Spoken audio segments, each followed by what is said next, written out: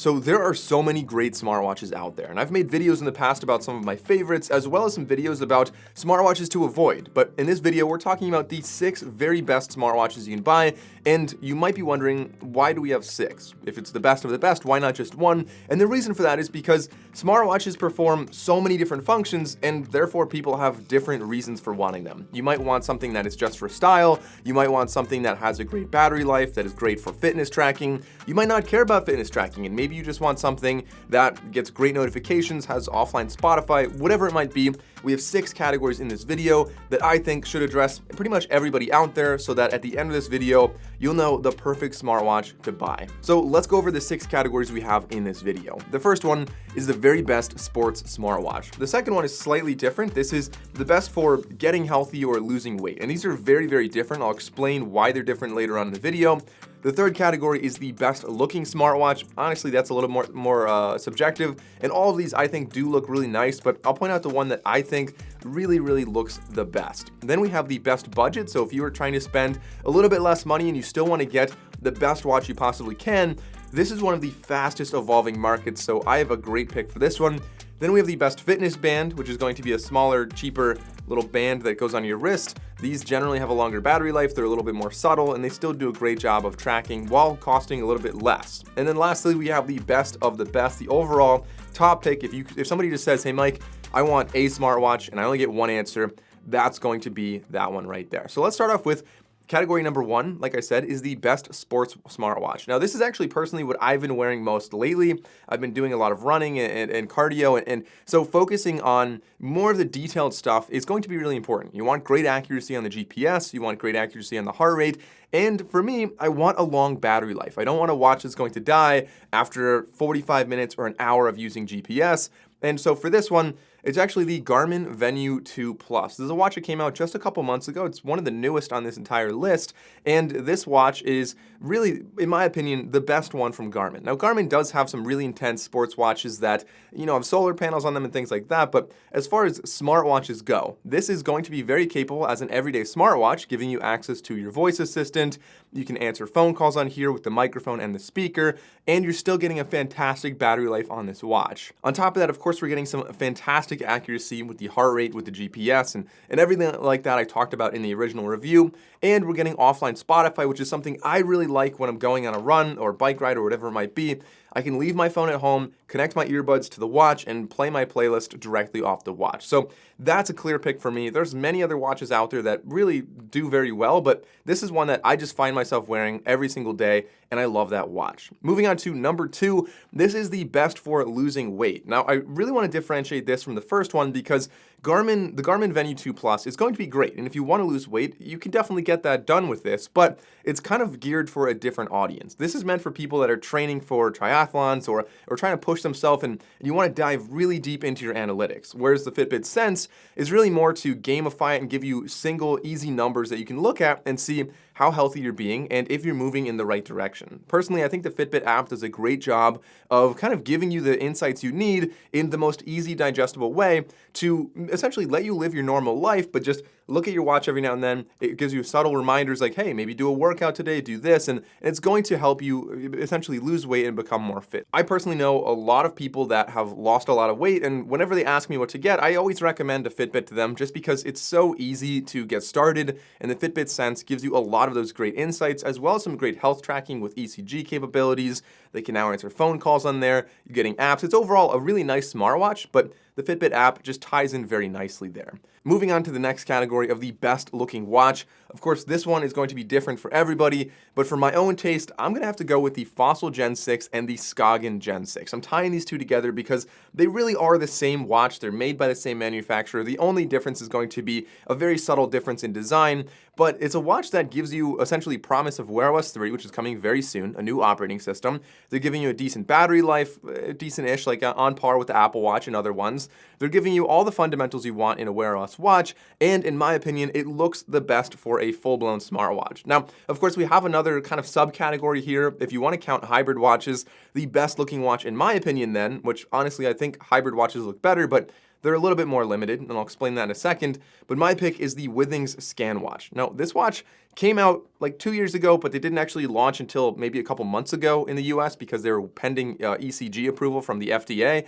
And so essentially this watch is going to be a little bit more limited. It's an analog watch on the front, but it has a little screen on the back, and that's going to be perfect for health tracking, for tracking like your steps, your heart rate, things like that, notifications, calendar, just the bare bones fundamentals. So that's why I'm kind of separating hybrid watches for the best looking versus full-blown smartwatches for the best looking. If you want to get the Fossil Gen 6, of course, that's going to show you everything you want. You've got tons of different apps. You can track flights on there, sign into hotel, all types of things like that. So one other thing I want to mention, all of these, if you guys want to know more about them or if you want to see the latest price, I do have links to all of these in the description below. Just make it a little easier for you to find exactly what you're looking for. And speaking of price, the next category is the best budget smartwatch. Now, I thought a lot about this because we have an interesting landscape with Wear OS watches, where these watches essentially are mostly becoming obsolete. Almost all of them are going to become obsolete when the new Wear OS 3.0 comes out in the next couple months. And so there's really only a couple good options for Android that are going to be lasting for the next couple years, and most of those are a little bit more expensive. So my pick for the best budget smartwatch is not Wear OS, it's not an Apple Watch.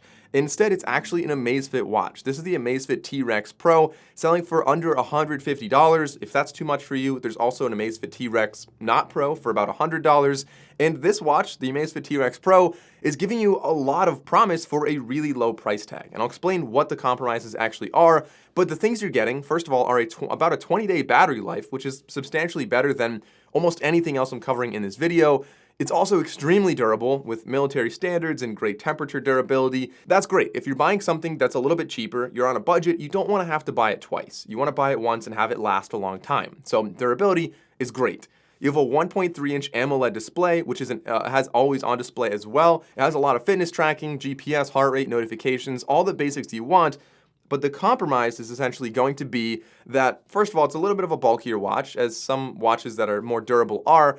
But really the big one is that you're not going to be getting a lot of third-party apps. Really what it comes with is what you get, but it comes with the basics. You can get notifications, weather, heart rate, things like that, and all that basic stuff that you probably want, but you're not going to be getting like the Starbucks app or the Uber app on your watch, at least not with this one. But if $150 is still a little bit out of your price range, or if the T-Rex is a little bit too bulky for you, you might be better off getting a fitness band instead of a smartwatch. Now, fitness bands have really come a long way, and in many ways, they can compete directly with smartwatches while offering an incredibly low price and a very, very compact, small design that allows you to have a subtle little wristband on that most people don't even notice, that you can easily forget is there, but is going to have a great battery life and still a lot of that amazing health tracking that you really want to see. So for this, the actual winner in this category, the best fitness band, is really a no-brainer. This is the Fitbit Charge 5. You're getting NFC payments on here, so you can have your credit card on here, your phone at home, and you can pay for things, whether you're at a gas station or wherever you might be. You also have GPS on here, so you can run, again, without your phone. Additionally, you're getting access to the Fitbit app. You're getting a lot of advanced health tracking on here. Basically everything we saw on the Fitbit Sense, because we have these little rails on the side, you're able to have that extra contact for like ECG-style measurements. And additionally, you're getting all the basic stuff you want from health tracking, weather, notifications, things like that, all showing up on a color display. The Fitbit Charge 5 is probably, out of this entire video, the easiest recommendation for a gift for somebody else who is really going to like it. I always have to mention the Mi Band 6. The Mi Band 6 came out about a year ago, so we're probably pretty close to a Mi Band 7 coming soon, but this is selling for like $45, and it does a lot of the same stuff as a Fitbit Charge 5, minus GPS, minus NFC payments. But other than that, it's really doing a lot, and it has a pretty reasonably large display, and for $45 for a really, really subtle little device, this is perfect for you if you want it, or maybe for your kids or whoever it might be. It's a really nice little device. But that brings us to the best overall. Jacking the price back up, no longer looking at $45. The best of the best, I have to divide this into iOS and Android for obvious reasons, because the best for each is not compatible with the other. But starting off with iOS, this one's the most obvious. Technically, the best is the Apple Watch 7, with a larger display, better durability, and overall just a really beautiful, solid watch. The Apple Watch 7 really has no competition for Apple users, but it's not actually the best for most people. Even though it's the best overall, I would recommend most people considering getting this watch should look at the Apple Watch SE. It's on sale for about $240, which is substantially less than the $400 price tag you're likely to pay for the Apple Watch 7, and it does almost everything identical. Like, I think the difference is really almost imperceivable. with the exception of an always-on display, a slightly smaller display, and no ECG, right? That's really all you're lacking there, and so you're saving a ton of money. I know a lot of people that really like the Apple Watch SE, and so I think that has to be a strong recommendation here. And then finally, the best for Android users is the Galaxy Watch 4 Classic. I think this is a beautiful looking watch, really no black bezel around there. Instead, it's all metal bezel here, and we have a physical rotating bezel that allows you to navigate the interface. It's really iconic for Galaxy watches, and for good reason. It's so fun to use, and it makes the interface navigation incredible, like really, really easy. Additionally, you're integrating very well with any Android device, but especially with Samsung devices, and you're getting a lot of benefits with this. You're getting some great health analytics, a lot of advanced features, including things like body composition and ECG and things like that can really measure a lot more on your body than most other devices on the market. But just like I said with the Apple Watch, the Galaxy Watch 4 Classic has a really great competitor from themselves that's a lot cheaper, and in this case, literally offers exactly the same features as the Galaxy Watch 4 Classic. The same everything, the same processor, the same interface. The only difference is the physical design. It's a little bit more compact, a little bit more for fitness-oriented people. It's gonna be a little bit lighter, and you don't have that physical rotating bezel. Instead, you have a touch bezel, but still, Galaxy Watch 4 is a fantastic option there. Now, I have an honorable mention for the last category. I almost made the TicWatch Pro 3 Ultra the best for Android because it does have Google Assistant on there, which I think is really convenient. But the drawback is that it's still running Wear OS 2 and it doesn't have that rotating bezel. But those are my picks for the overall best watches you can buy right now. Leave a comment below and let me know which of these is your favorite watch. If you enjoyed the video, consider liking and subscribing. I'm Mike O'Brien. Thanks for watching, and I'll see you next time.